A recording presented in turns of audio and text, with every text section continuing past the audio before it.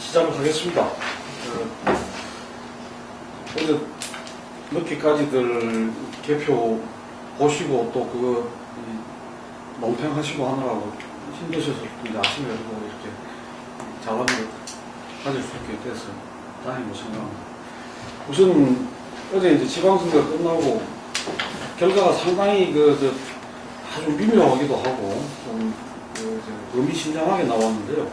좀 어떻게 봐야 될 건지 우선 결과에 대한 평가나 분석 부분을 굉장히 들어봤습니다. 가세요. 보니까 지금 아침에 내가 언론들에서 한국분할이 뭐 이런 걸 얘기하는데 전체적으로 아주 수셈을 냈던 새누리당은 아주 방어에 성공했다. 그냥 수치적으로 방어에 성공했을 뿐만이 아니라 수도권에서의 세 군데서의 두 개의 방역을 차지하는 성과로 봤을 때는 승리했다라고 표현할 수 있겠다 합니다. 방역단체량이 9대 8. 저는 사실 좀 정확하게 보려면 세종시는 빼고 8대 8 정도로 보는 게 맞다고 봅니다만 수치로 봐서 그 정도면은 야당도 취약한 상황에서 했지 않느냐 이런 생각인데 저는 그 의견은 반대합니다.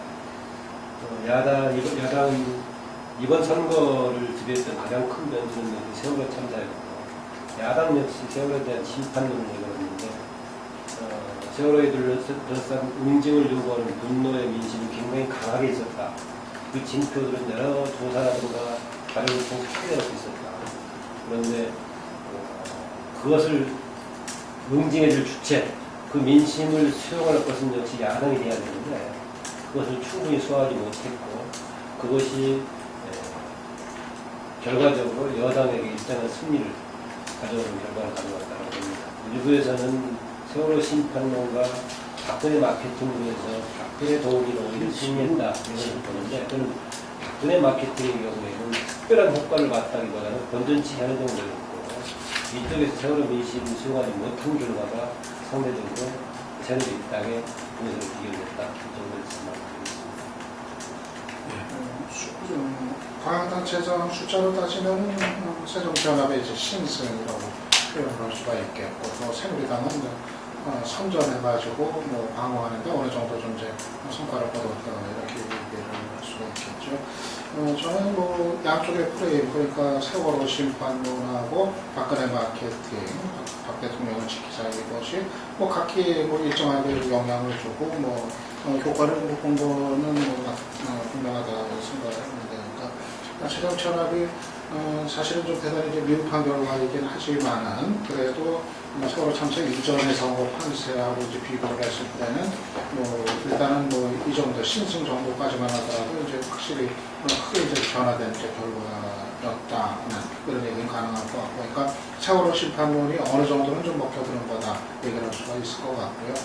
그리고 또 새누리당 같은 경우도 막판에 내걸었던 이제 박근혜 이제 마케팅, 또 읍소 전략 이런 것이 그 최악의 상황을 피하는데 위기로까지 치닫지 않도록 하는데 좀 효과를 거뒀다 얘기를 할 수가 있을 것 같아요. 아마 양쪽이 다 일정한 자기들대로의 자기 지지층들의 어떤 그 결집에 좀 효과를 좀 본 그런 캠페인이었다는 생각을 하는데, 근데 이제 사실은 정상적으로 생각하면은 원래 상식으로 생각을 하면은 이 세월호 참사에 대한 어떤 정부의 책임에 그 엄청난 그 책임을 생각을 하면은 사실은 여당이 크게 패배를 해야 하는 선거가 되는 게 사실은 이제 뭐 정상적인 그런 이제 현상이라고 할 수가 있을 것 같은데, 그럼에도 뭐 야당이 그냥 수적으로 가까스로 그냥 신승 정도에 머물렀던 거는 아까 김만 박사님 말씀하신 것과 마찬가지로 결국은 그렇다고 해서 새정치연합이 국민들의 이제 대안으로 그렇게 그 인식이 되지 못해가지고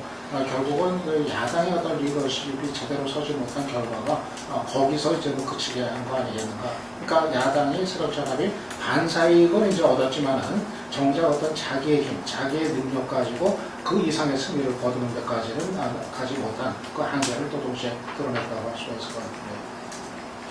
저는 조금 앞선 이야기지만 먼저 이 선거 결과를 봤을 때 새정치연합이 내년 3월이 아니라 그 조기 전당대회를 열어야 된다. 생각을 합니다. 지도 개편이 이루어져야 된다. 왜냐하면은 지금 그 충청 강원이 승리했기 때문에 그나마 지금 균형을 이뤘어요. 아니면은 세월호 참사에도 불구하고 야당이 참패다라는 결론이 나올 수밖에 없었는데, 그러면 충청 강원은 그 현재 새정치민주연합 지도부의 어떤 또 당적인 차원에서 어떤 선거 캠페인이나 여러 가지 정책 대안 때문에 이길 수 있었냐? 저는 그렇지 않았다 보고요. 그렇기 때문에 전혀 이것은 이 새정치연합의 어떤 지도부가 이번 선거에서는 저는 참패했다 그래 봅니다. 왜냐하면은 이게 경기 인천이라는 수도권에 에서 결국 선거는 수도권에서 난다. 그리고 우리가 저쪽에서 봤을 때는 지역기반인 부산, 이쪽에서 강주, 에서의 무소속이 돌풍이 어떻게 정리될 것인가. 이게 하나의 그 상당히 관전 포인트였는데, 제가 볼 때는 그 수도권에서는 경기 인천에서 속절없이 밀려버렸다. 이게 서울에서는 그 물론 이 세월호 참사 전에 어떤 컨벤션 효과라든지 여러 가지에서 정몽준 후보가 엎치락뒤치락 했던 짧은 기간도 있었지만, 박원순 후보가 어쨌든 간에 안정세를 갖다가 계속 유지해왔고, 이 세월호 이후에는 안정적으로 그 부분이 이루어졌기 때문에 서울은 아마 새정치연합이 승리할 거라면서 누구나 다 그 예상을 했고, 문제는 경기 인천이었는데, 이 수도권에서의 어떤 이 새정치연합이 너무 무기력했다 이렇게 보여집니다. 예, 물론 김진표 후보 같은 경우는 선전했지만 지난 대선에서의 그 지난 대선에서 결국 패배는 수도권에서 특히 경기 인천에서 패배했기 때문에 진 거거든요.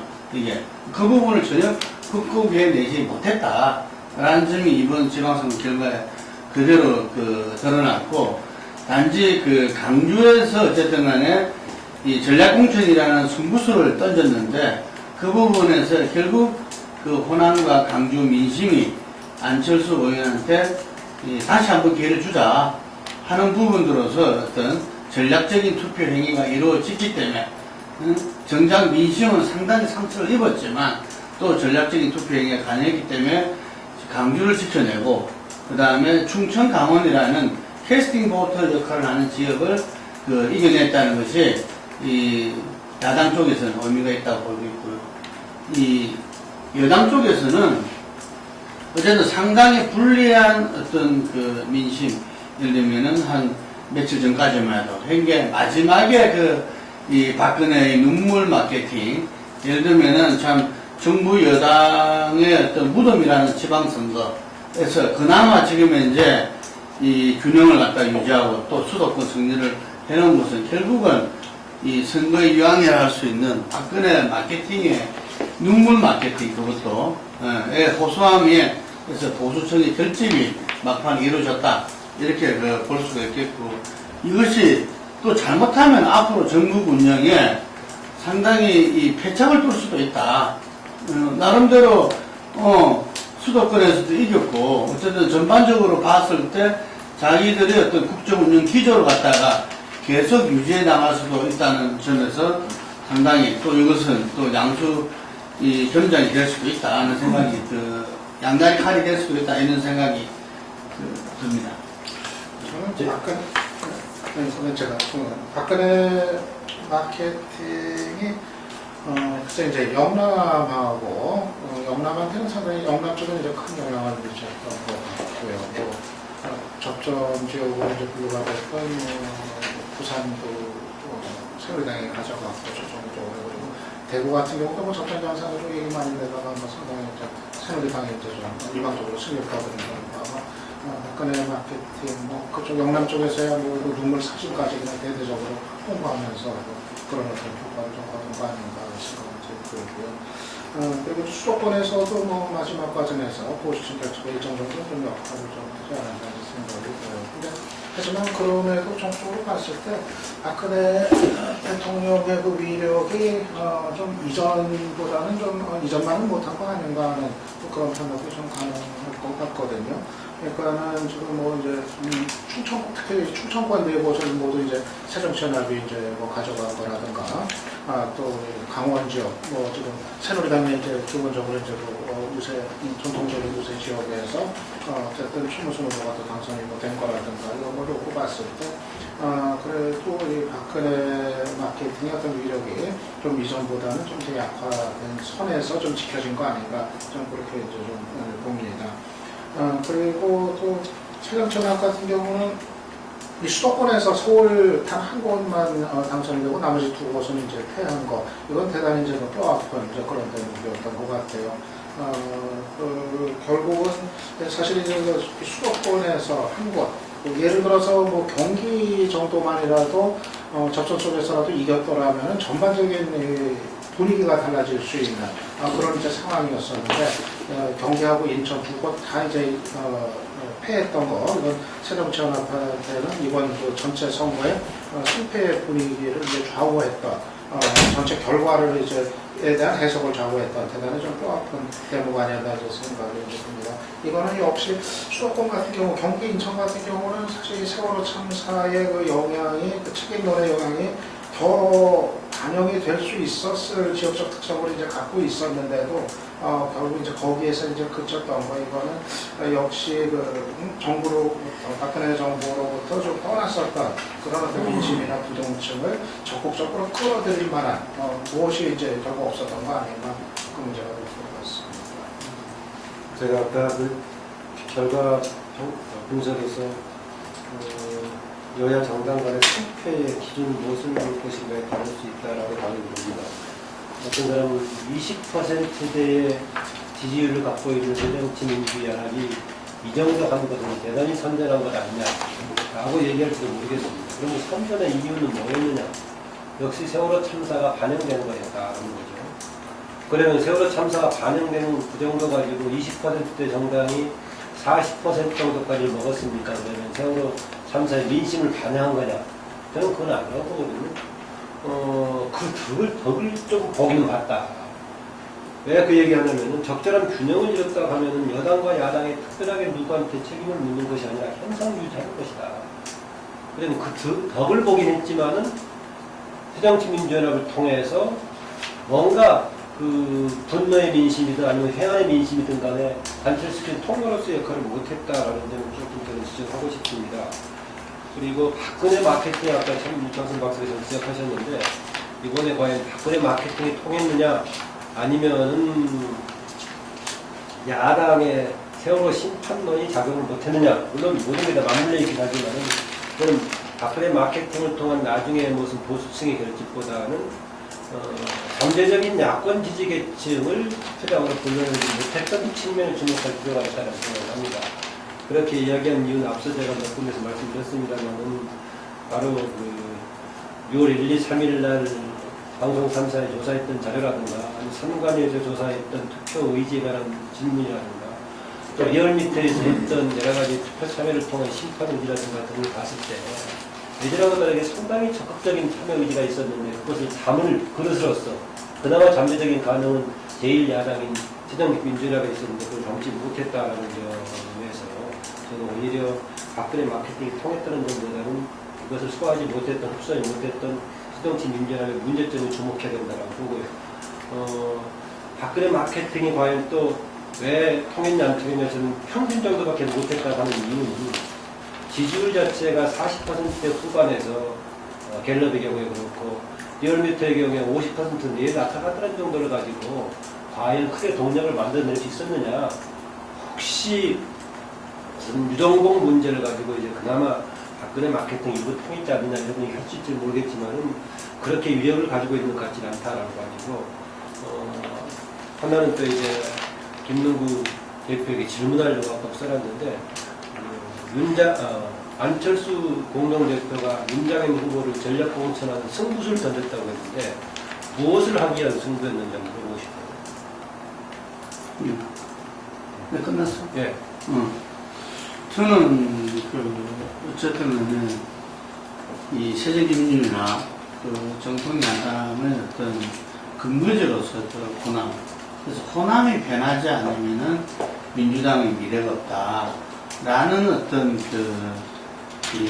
깊은 성찰, 전략적인 기조 속에서 그러면 호남의 변화를 이번 지방선거에서 어떻게 가져올 것인가.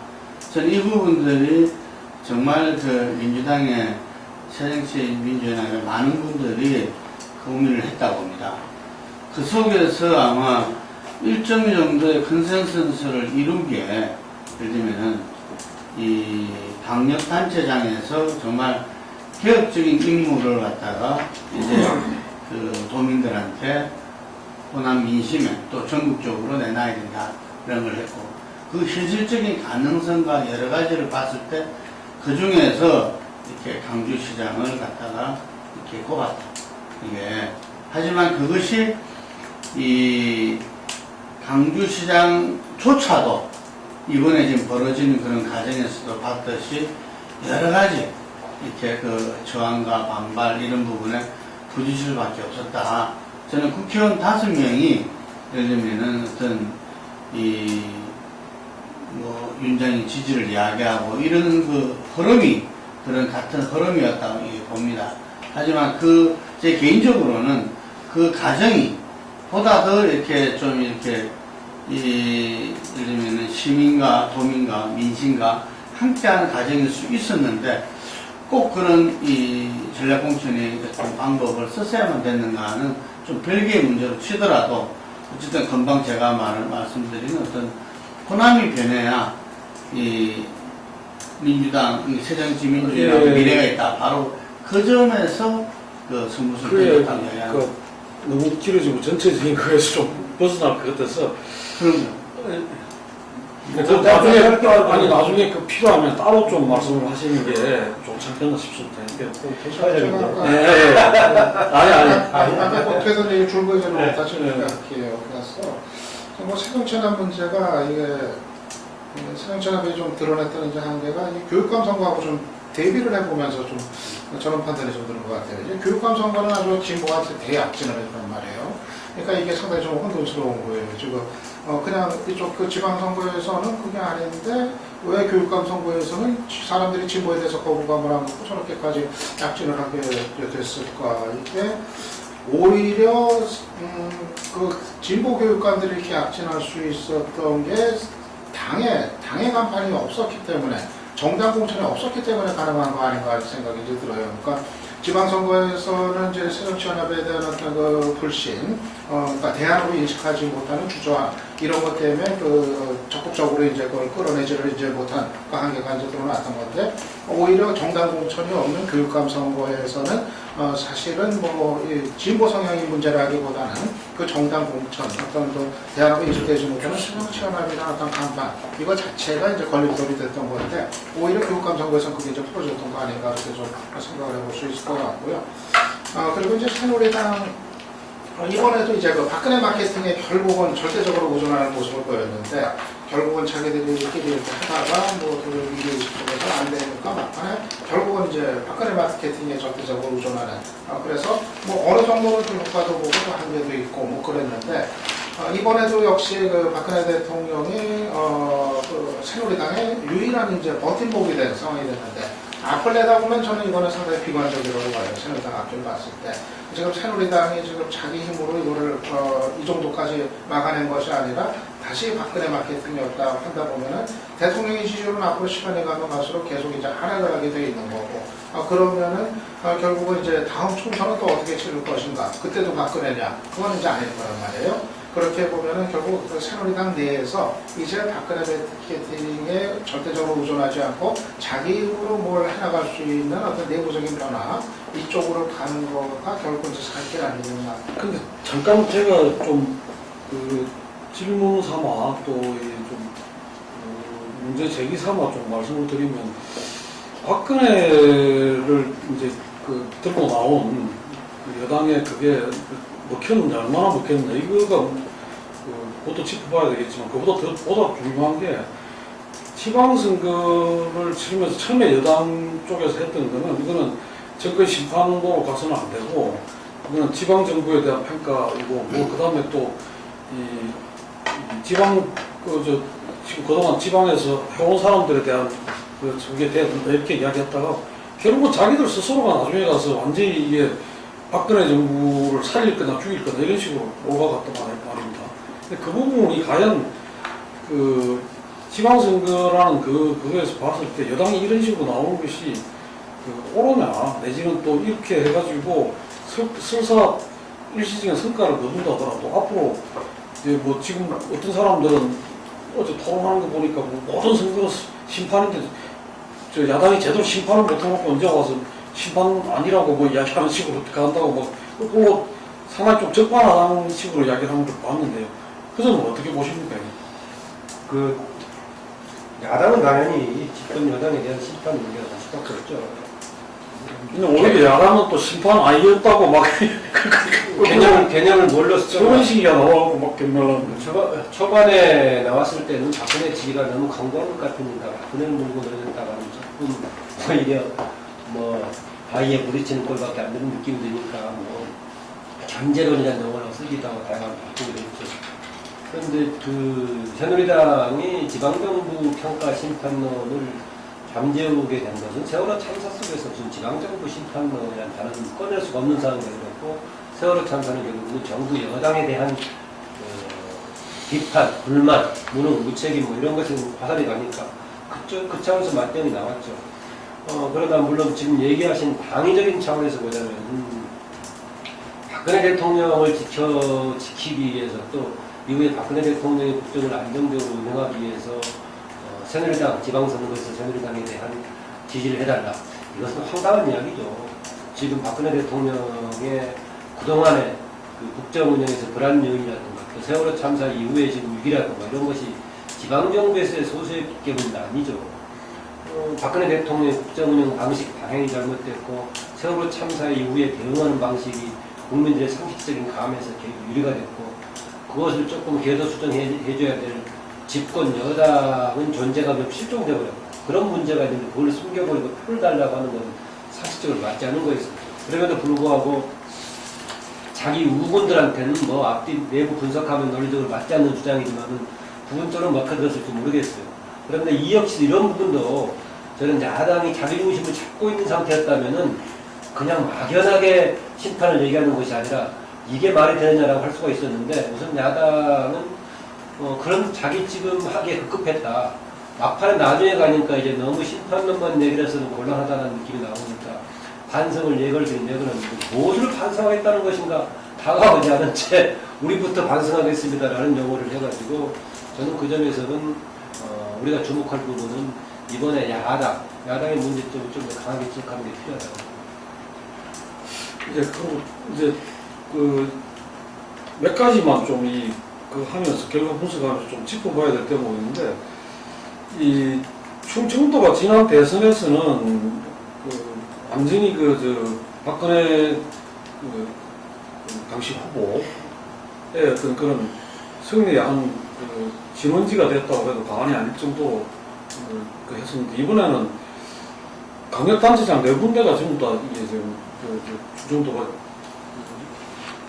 바뀌었어요. 완전히 야당으로 됐는데 그 부분을 어떻게 봐야 되는 것인지 이게 앞으로 아까 말씀 속에서도 캐스팅 보트 이야기가 나왔지만 충청도 갖고 있는 의미가 대단히 크잖아요. 그러니까 그게 전체 선거에서 영원함이 여전히 난이 있는 상황에서 충청이 어떻게 하느냐가 관계가 중요한데 이건 그걸 어떻게 봐야 되는 것인지 지방선거이기 때문에 또 다른 해석이 가능한지 아니면 저는 지방선거에서 후보 인물의 경쟁력이 가능해서 이게 좀 여러 군데에서 좀 드러난 것 같아요.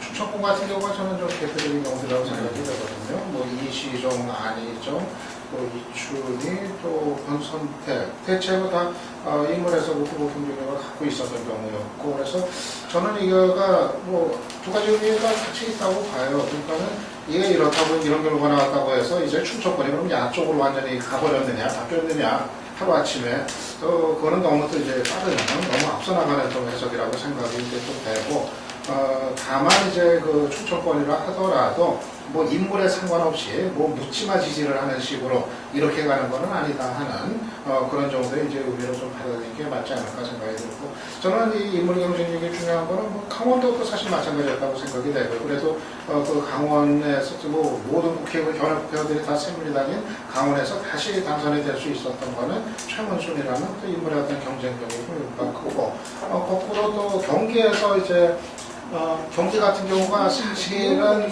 세월호 참사의 그 책임 문제가 더 부각이 되면서 야당이 충분히 좀 한번 이길 수도 있는 지역이었는데도 결국 이제 그게 무슨 실패를 한 거, 이거는 역시 남경필이라는 어떤 인물이 갖는 기본적인 경쟁력에서의 어떤 우위, 이것이 이제 끝까지 이제 좀 효력을 발휘하는 거 아닌가 그렇게 생각이 돼서, 저는 이번 지방선거에서는 그냥 뭐 정당만 가지고 뭐 묻지마 뭐 지지식으로 쭉 간 것이 아니라 이 인물의 어떤 경쟁력 부분도 상당히 중요한 판단의 부분이 됐다, 저는 그렇게 좀 생각을 합니다. 총천권 이제 인천하고 특히 대전의 경우에 조금 면밀히 분석해볼 필요가 있다는 생각이 드는데, 지금 거칠게 봤을 때는 지금 이 박사 지적한 대로 개별 인물군의 특성 때문에 좀 결과가 나오지 않는가 생각이 하고, 나머지 지역 역시 조금은 차이가 있긴 합니다. 아다시피 충남은 이미 충청, 대망은 일정하게 안회장한테 얽혀있는 부분이 있고, 그리고 이시종 후보 충북의 경우는 그동안에 무난하게 평가를 받았기 때문에 상대적으로 유니시 식세로 도전하는 후보가 국회의원은 했지만 그렇게 뭔가 크게 기대를 못 줬던 것 같기도 하고요. 그 다음에 세종시는 좀 규모가 다른 거 13만에 불과하고 방역치고 받고 있지만, 이 지역은 어떤 사람들은 공무원들의 지금 거기 거주하는 공무원들의 박근혜 정부의 인식의 변화가 근래 가서 있었다. 그게 좀 반영된 거 아닌가 이런 얘기를 하고 있는 것 같습니다. 그리고 앞에 좀 띄워넣어줬으면 좋겠는데, 세뇌정치민주연합이 가지고 있는 굴레, 그것을 벗어난 효과가 바로 이제 교육감 선거에서 진보 성향의 교육감이 대거 진출한 것을 보여준다. 저도 어제 방송에서 그런 얘기도 하고, 마침 조금 전에 보니까 고원고시도 여기다가 우리나라의 진보의 발전을 위해서 그동안에 야당이 얼마나 굴레가 되어가는 걸 보여주는 것이다. 그래서 빨리 그 야당을 뛰어가야 된다고 이런 글도 쓰긴 했던데 저는 한편으로 그런 생각을 하게 됐으면서 폭발물이 꽂꽂이 그 얘기도 했으면서 저는 좀 그것으로만 해석하기 어려운 부분이 있다. 왜냐면은요, 우선 가장 쉬운 얘기 중에 하나가 대부분의 지역에서 진보 성향의 후보들은 당당하게 됐던 반면에 보수 성향의 후보들은 좀 많이 여러 후보가 나오는 경우가 많았죠. 여러 지역에서 많은 지역이 그랬을 겁니다. 거기다가 이런 다자구도가 되다 보니까 교육감에서의 당선은 한 3분의 1만 조금 넘으면 당선의 가능성이 매우 커지는 구조다.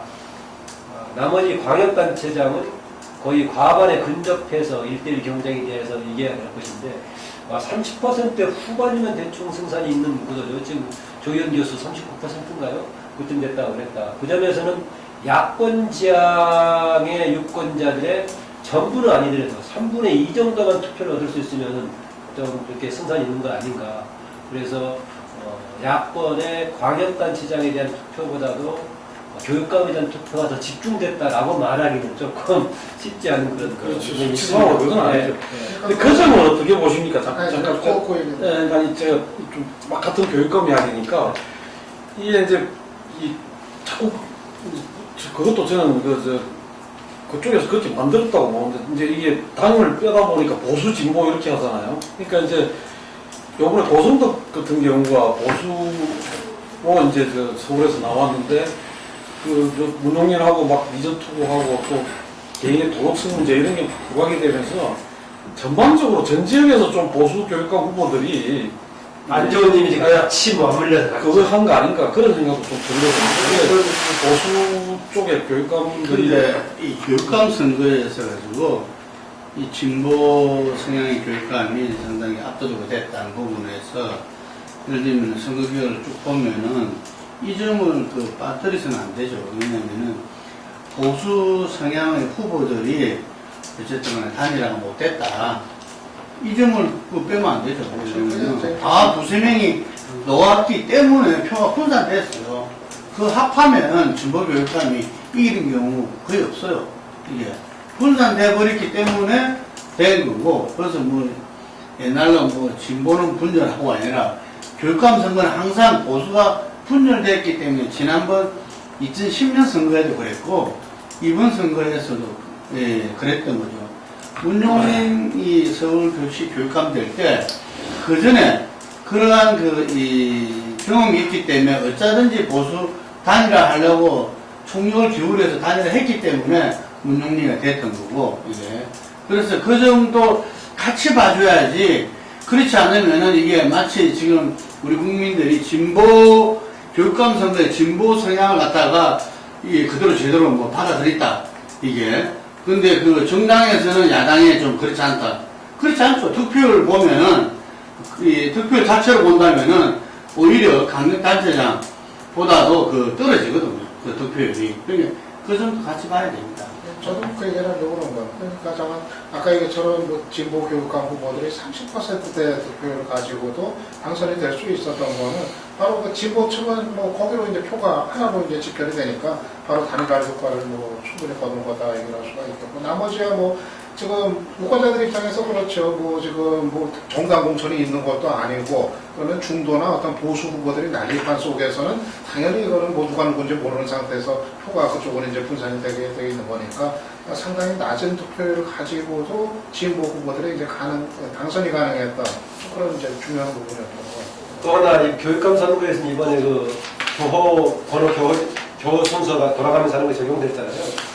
그 점에서 보자면 한 후보에 대해서 30% 후반이 나온다는 것은 그냥 정치적인 성향에 따라서 투표하는 것이 아니라 상당히 면밀하게 골라가면서 투표하는 그런 경향이 나타났다고 볼 수 있을 것입니다. 뭐 이렇게 선거 지역마다 이렇게 순서가 달랐음에도 불구하고 한 후보에게 그렇게 많이 나온다는 것. 이번 선거에서는 아들, 딸들의 미련이 진짜 많이 크게 될 것 같아요. 거기 오면 이제 고승덕의 추락, 조의원의 당선, 그리고 저기 누구의 정몽준의 또 추락. 예,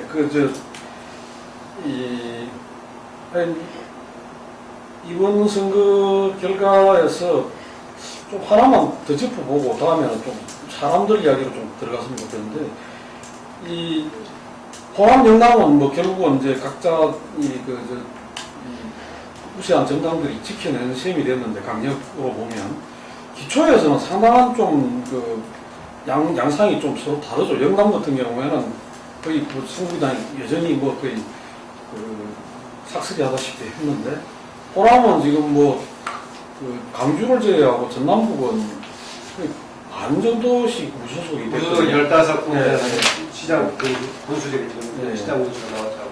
그건 또 물론 그거에 이제 공천이 늦어졌고 또 무공천 문제 때문에 상당히 이렇게 좀 갈등이 있었고 또 이쪽에서 공천 못 받은 사람들의 반발 비슷한 이런 것들이 있었기 때문이겠지만 어쨌든 간에 호남에서 이렇게 당을 따라 찍는 게 아니라 사람을 보고 무소속이 이렇게 많이 되는 그 자체가 어떻게 봐야 될까요? 좀 발전적인 요소가 있다고 봐야 되니까. 저는 이런 양상이 진즉 나왔습니다. 언제부터 나왔냐면 2000년 선거에서부터 이게 나오기 시작했는데 다시 한 번씩 무슨 노무현 등장해가지고 줄투표로 몰아버리는 뜻투표로 나와버리고 그 다음에 문재인 나와버려가지고 계속 가버렸죠. 아까 그래서 제가 윤장현에 대한 조금 과정상의 문제는 있었지만 승부수를 던졌다. 그러니까 무엇을 위한 승부수냐라고 물어봤었는데 그렇게 되면은 대주주가 바뀌는 것일 뿐이지 어떤 발전적인 변화가 있느냐. 오히려 그동안은 너무 주주에 의한 주주들에 의해서 대주주에 볼모 잡힌 것이 문제였는데 호남의 변화의 방향은 1차적인 것은 그런 뭔가 경쟁 구도를 살리는 것이 필요한 것이지 대주주를 바꾸는 게 필요한 게 아니다 했는데 마치 이번에 대주주를 바꾸는 양식으로 돼서 무엇을 위한 승부수냐 이런 문제가 나왔다고 봅니다. 그래서 이번에만 생기는 것이 아니라 2000년 선거 때부터 계속 반복적으로 나왔는데 다른 요인에 의해서 다시 한번 끌려가 버리고 했는데 그게 또 한 번은 이제 안철수에 끌려가려고 하다가 지금 안철수가 무기력해져서 끌려갈 수 있을지는 모르겠어요.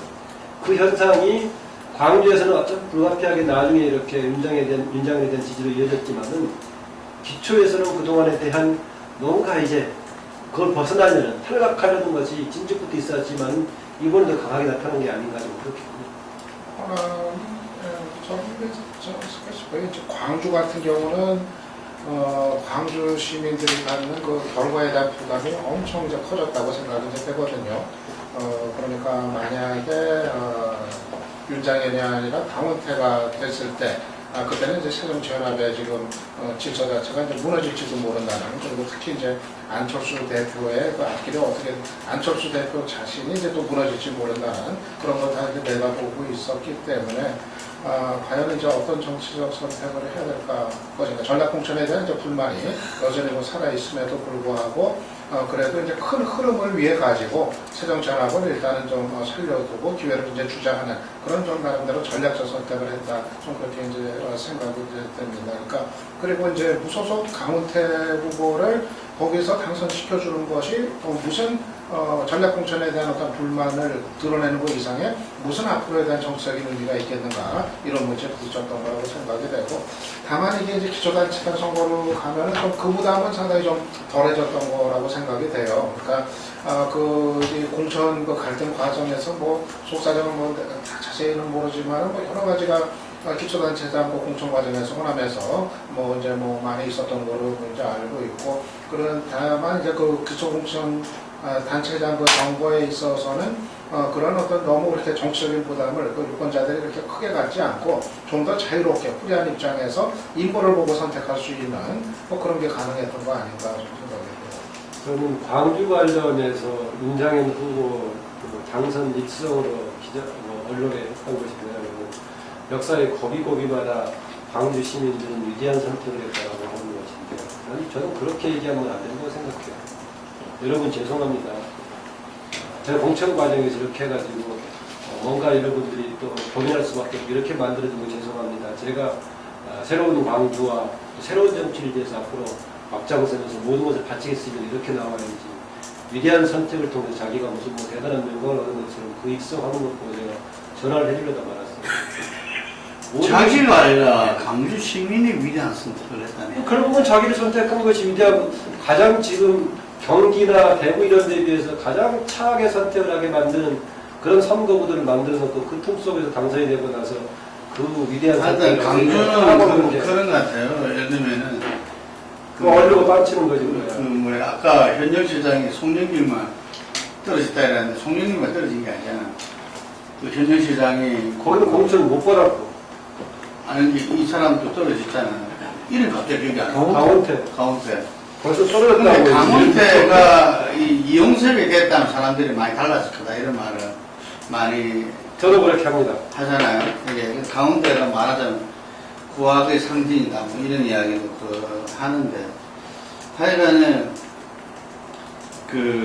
지금 한 번 더 기회를 준 거다는 표현을 제가 쓰는데, 그걸 갖다가 안철수 의원이나 금방 말한 대로 윤장현 이제 시장이죠. 시장은 잘 새겨들어야 될 것이다.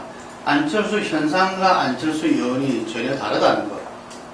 안철수 의원은 정치 초보인데 본인이 정치 구단처럼 행사하려면 안 된다는 것을, 저는 이번 지방선거 과정에서 자기가 압축된 경험을 했다, 이런 말을 하는데, 정말 그것이 어떤 이 레토릭뿐만 아니라 정말 자기가 정말 그런 경험을 갖다 소중하게 여기고, 정치 초보에서 지금 이제 거대 야당의 지금 공동 대표가 되어 있잖아요.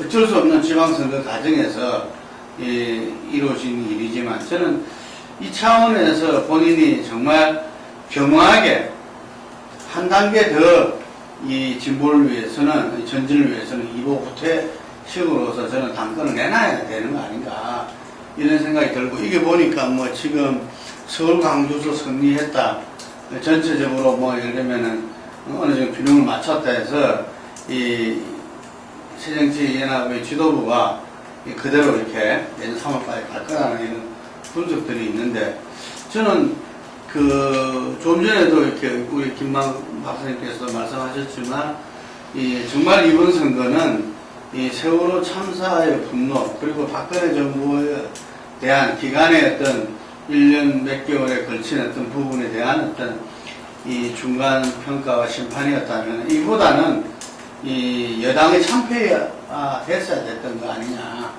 그 이유는 첫 번째가 바로 새정치민주연합 야당이 자기 역할을 제대로 못했기 때문에 그렇다. 저는 이전에 이번 지방선거에서 이 야당 지도부가 가장 겸허하게 받아들여야 된다. 예, 그래서 흔히 말해서 친노 강경파에서 주장하고 이러기에 앞서서 어쨌든 간에 자기들이 당심을 받아서 지도부가 된 것도 아니고 자기를 지지하는 민심을 받아서 된 것도 아니고 그것이 어쨌든 간에 지방선거를 대비하는 과정에서 합당을 하고 거기서 놓은 지도부였기 때문에 저는 그것을 겸허하게 지금 이제 내려놓고 예를 들면은 당신과 이렇게 이 야당을 지지하는 민심에서 새롭게 진용이 재편돼야만이 박근혜 정부 2기와 이렇게 이 경험을 하면서 그 이후에 총선 대선을 준비해 나가고 국민 신뢰를 받을 수 있다. 이 포인트 굉장히 중요한데 그냥 만약에 흘러가다가 계속 이렇게 상대방 예를 들면은 비주류의 어떤 강경 공격 속에서 어떤 식으로 잡히면은 야당이 또 모양새가 저는 상당히 어지러질 수밖에 없다. 이런 예, 얘기 나왔으니까 요거 좀 더 할게요. 새로 오셔가지고 조금 해야지. 만약 새로 오신 분 우리가 지나갔던 한 20분 먼저 시작해주세요. 아니 지금 얘기 나왔는데 네, 그러시면 마무리 하시고. 김구 대표에게 우선 앞에 좀 좋은 얘기라고 생각이 되는데 정치구단이 아닌데 정치 초보인데 정치 초보답게 좀 하는 게 낫지 않겠냐. 사실 이제 광주 전략공천 문제도 이제 그런 문제였던 것 같아요. 이게 이제 그야말로 DJ 정도 되는 어떤 그런 이제 정치 리더가 있다면 받아들이는 게 달랐을 거예요 아마. 그야말로 이제 리더십이 이제 서 있는 그런 이제 위치에서 정말 전략공천이 불가피했다고 해서 결단을 내렸다고 한다면 또 광주에서 받아들일 수 있는 그것이 반응들이 달랐을 텐데. 근데 안철수 대표는 이제 그 리더십이 세워져 있는 상태가 아니었단 말이에요. 그러면은 일단은 전략공천을 하더라도 그걸 밀어붙이는 식으로 하는 게 아니라 정말 이거를 어떻게 가능하도록 저는 전략공천의 광주의 전략공천 필요성은 저는 뭐 동의를 하는 사람이에요. 그런데 이거를 이제 어떻게 가져갈 건가를 좀 잘 생각을 이제 했어야 되는 건데 정말 정치 초보답게 몸을 낮춰가지고 겸손하게 광주에 내려가가지고 거기서 불가피성을 설명을 하고 그리고 동의를 얻고 광주 시민들의 그러면서 이거를 좀 가져가는 이런 과정이 있어야 되는데 그거 없이 그냥 서울에서 그냥 일방적으로 식습작전 하듯이 밀어붙였던 거. 그래서 이것이 좀 자신의 어떤 현실적인 리더십을 감안하지 않은 그런 방식으로 했던 거에 무리가 따랐던 거 아닐까. 뭐 대표적인 얘기가 이제 그거였는데 그거 이외에 뭐 여러 가지 또 그런 면에서 이해할 수가 있겠고. 그래서 지금 이제 선거 끝났는데 그러면 새정치연합 지도체제 이거 어떻게 할 건가 하는 문제. 저도 좀 한 번에 좀 이게 뭔가 과정은 필요하지 않나 좀 이제 생각은 이제 해요. 그래서 저는 사실은 이제 그 당권을 그냥 내려놓는 것보다는 좀 재신임 정도의 어떤 방식 같은 거 그런 걸 지난번 그 새정치연합 한 달에서 한번 제안한 적이 있고 그런데 얼마 전에 만약에 지금 선거가 새정치연합이 이제 패배를 했다면 그러면은 또 이 여유가 이제 없었을 거예요. 패배했으니까 이제 쫓겨나는 식. 그러면 이제 안철수도 결국 이후가 이제 없게 되는 이런 상황에 이제 시나리오가 이제 됐을 텐데 일단 그게 아니라 이제 신성을 거둔 상황이기 때문에 좀 한숨을 돌리고 자기가 선택을 할 수 있는 그런 이제 영역들은 좀 생겨날 것 같아요. 근데 일단은 지금 뭐 새정치연합이 뭐 자기에 대한 당권에 대한 대안도 지금 부재하고 당내 사정도 그런 상태에서 바로 그냥 뭐 당권을 내려놓는 그런 것보다는 저는 차라리 그냥 프리하게 그 재신임의 과정을 이제 거치는 거. 그래서 당원들의 어떤 총의를 다시 한번 물어가지고 정말 그동안에 여러 가지 논란도 많고 같은 것도 많았으니까 정말 이 사람들이 계속 할지 말지를 좀 결정을 짓는 그런 거를 해야 새정치연합이 앞으로 좀 일신작 분위기 속에서 재신임을 받든 아니면 그게 안 이루어지든 뭔가 좀 정비가 되고서 앞길을 갈 수 있지 않을까.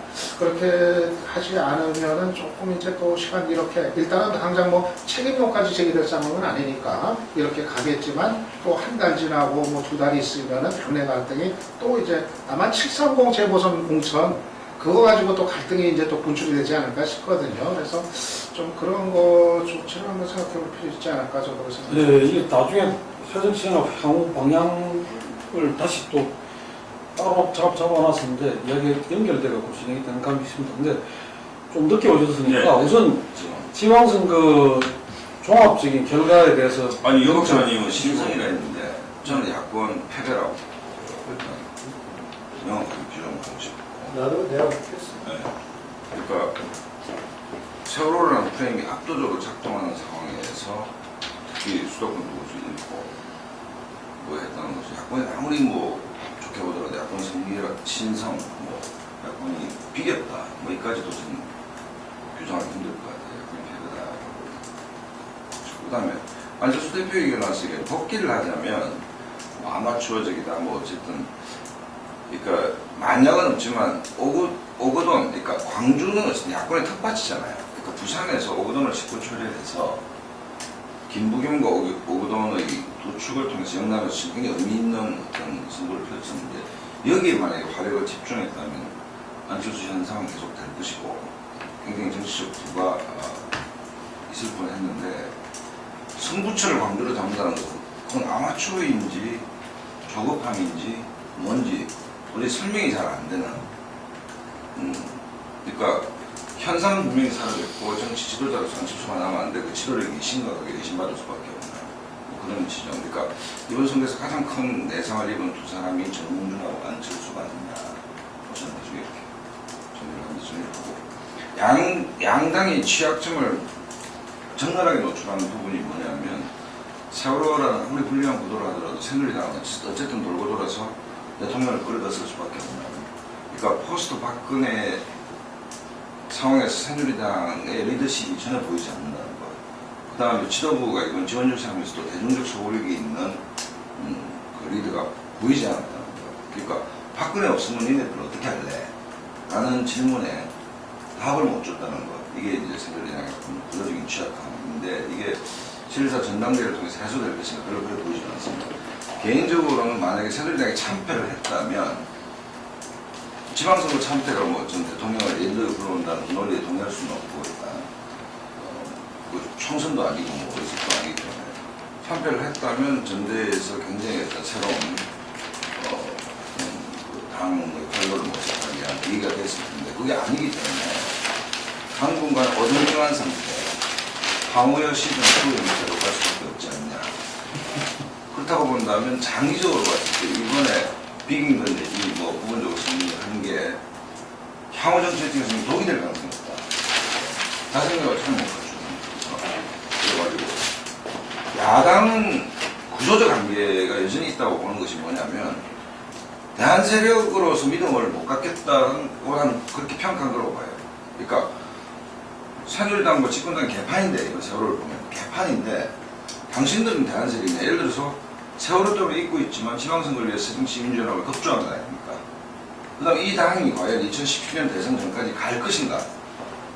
총선에도 이 형태로 치를 것인가? 그 다음에 당신들이 노선이 뭐며 치열한 내부의 뭐 인연 투쟁을 한 것이 했으면 뭐 이런 등등등등 해서 새정치민주연합이 절대 지속 가능한 정당이라는 믿음도 안 가고 새누리당을 대체할 만한 정치인가에 대한 믿음도 안 가는 것이고 그러니까 분명히 새누리와 집권여당의 심판적 성격이 있음에도 불구하고 그걸 받아먹을 능력이 없다는 그 한계를 정당하게 노출했고 또 하나는 뭐냐면 중원 공약에 있어요. 그러니까 충청도 강원도 말고 중도청 공약에 있어서 안철수라는 상품이 굉장히 상처를 입었기 때문에 향후 좋은 공약에 있어 새로운 도구가 뭐가 있냐. 사실은 세월호 이전에 안철수하고 합쳐가지고 중도청을 공략하기 위한 어떤 정치적인 툴을 만들었는데 그게 사라졌으니까 향후 뭐 730 보궐선거부터 총선까지